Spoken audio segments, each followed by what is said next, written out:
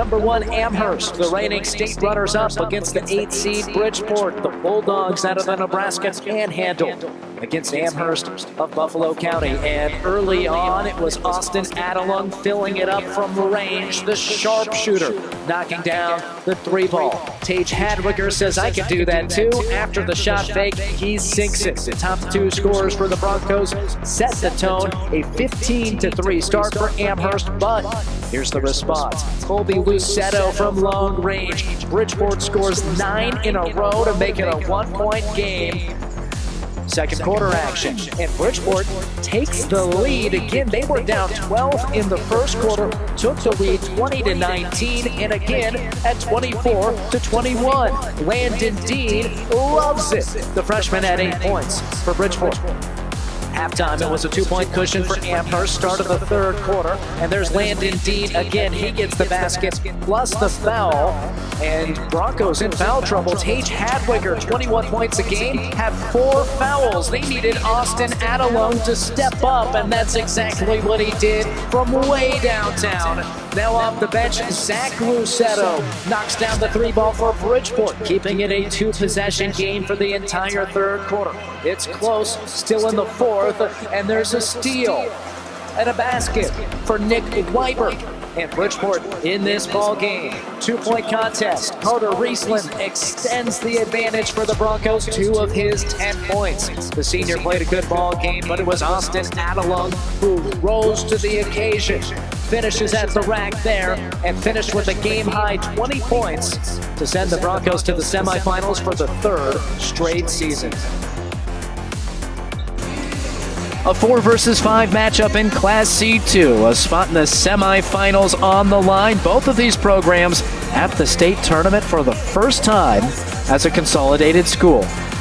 Summerland using some creative passing, a player on his back, and they eventually find Preston Hoke. He sinks the 3-ball, and a 6-2 lead for Summerland. But Cross County had the response. There's James Elgin underneath the basket. They shredded the 1-3-1 zone defense to close the first quarter on a 12-0 run. Got the first bucket of the second quarter as well, did the Cougars. There's Ashton Syme filling it up from distance there. Second quarter action, and Summerland has the response. They follow that 14-0 streak by Cross County with 8 in a row of their own. Ashton Syme, though, has the denial on that lay-in. Now at the hoop, an and one. Terrific bucket for Mike Koenig. He led the Bobcats with 13 points. Second half action, and Cross County trying to get some separation. Thatcher Hansen finds the basket. Now it's Koenig again. Splashes in the 3-ball. He hit 2 of them in the second half. Towards the end of the third quarter, the defense kicked it up a notch for the Bobcats. They're climbing back into this game. They were down 9, but cut it to a 5-point contest heading to quarter number 4. And the open of quarter number 4 is a 3. Again, it's Koenig, and a 2-point game, 31-29. That's when Ashton Syme got the phone call saying, time to take over, senior, and he did. Back-to-back buckets there. Had 17 to lead all scorers, and it's Cross County who's able to finish off Summerland, post a 44-30 victory. Number 2, Ponca, 22-2 against number 7, Norfolk Catholic, 17-8 on the season. A Northeast Nebraska showdown, and Braden Burba stretching the defense. He averaged 2 points a game. He got 8 points today. Came up big. So did Nolan Fennessy, something he's done all year long. The future Nebraska football walk-on showed his athleticism and size today. Zane Stark trying to keep Ponca in this game. Splashes that 3. That made it 13-9. Everything after that, that went the way of Norfolk Catholic. There's Hudson Fisher off the bench, provided some huge minutes with steals.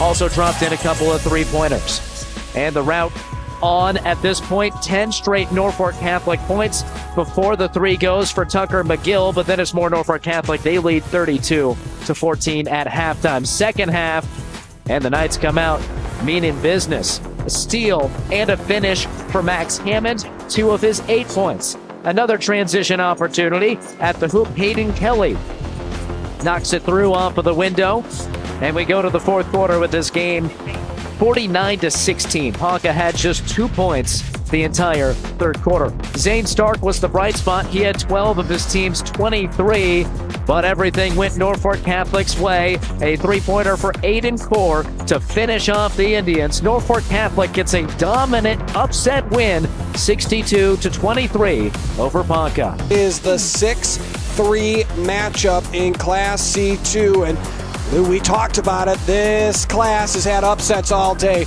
Maybe we were going to have another. Yeah, it sure looked that way. Back to Dutzman, knocks down the 3 of 27, a career high for him. Then the other way, Alex Keene knifing in the lane. He had the first 6 points of the ball game for Cedar Catholic. And then Grant Stoll, how about this? The pass from the corner, tries the 3, doesn't get it. Ryan Holly stays with the play. Half a second to go, he puts it up to end the first quarter. Second quarter now, pass to the corner and a 3-ball up and good for Cedar Catholic. And Cedar Catholic knocked down a good number of threes as well. They knocked down 4, average about 6 a game, so not too far below that. And they get another one here. Jamison Cotto, who had 8 points in the second quarter, gets 3 right there. Grant Stoll, we saw him try the one at the end of the first. He missed that one, didn't miss that one right between the eyes. Second half, Lincoln Lutheran led by 7 at the break. Here's Hager, knocks one down, rattles it in from the near side corner.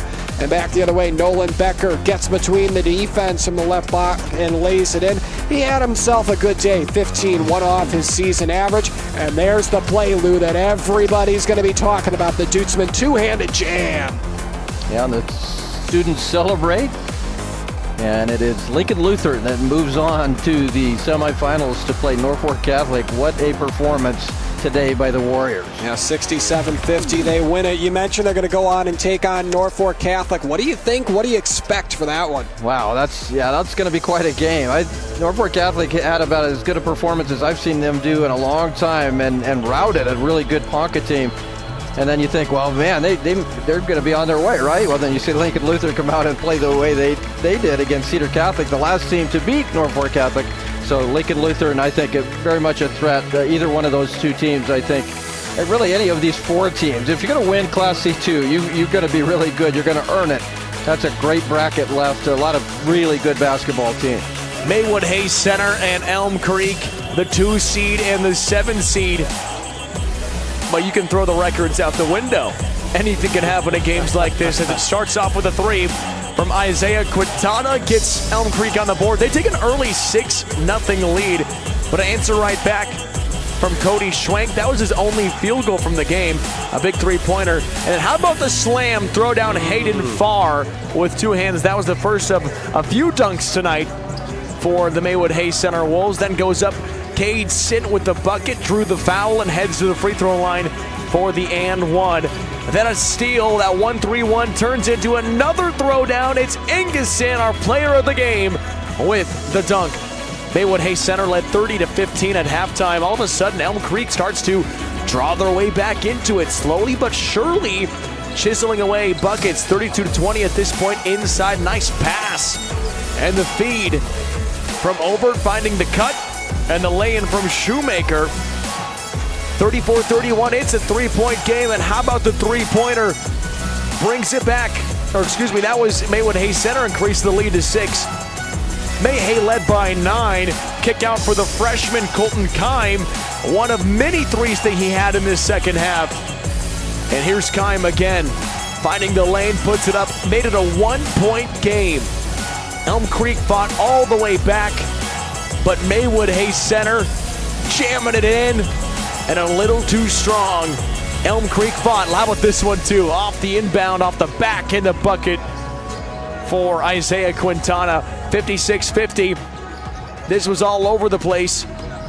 And the kick out, Quintana the 3, couldn't put it in, and effectively ends this one. The rally was there. Elm Creek just not enough, as Maywood Hayes Center gets the victory, 58-50 over Elm Creek. Walthill and SEM, the 3 seed and the 6 seed, and one that should be pretty fun. Walthill likes to shoot the three. They like to move fast. SCM likes to slow things down just a little bit.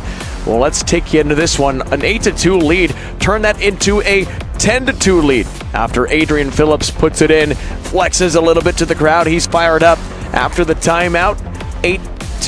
8-point lead after the 10-2 start. Now here's a three-pointer. It is Rosentrader. He had all 7 points to this point for SEM, and he continued to get on fire. But how about this three first from Walthill? Big one, Hugo Parker, first of 3 3-pointers for him. We move to the second quarter, 19-15, SEM ahead. Now off the shot fake, inside again, Jace Rosentrader off the glass, and good. Finished the day with 23 points, and started to get a bunch of other guys involved too, like the bucket off the left side from Ryan Arbuthnot. He ended up scoring 8 points today. Now this back up and good off the rebound, Arbuthnot. Now Walthill trying to come their way back in this one. Adrian Phillips with a throwdown.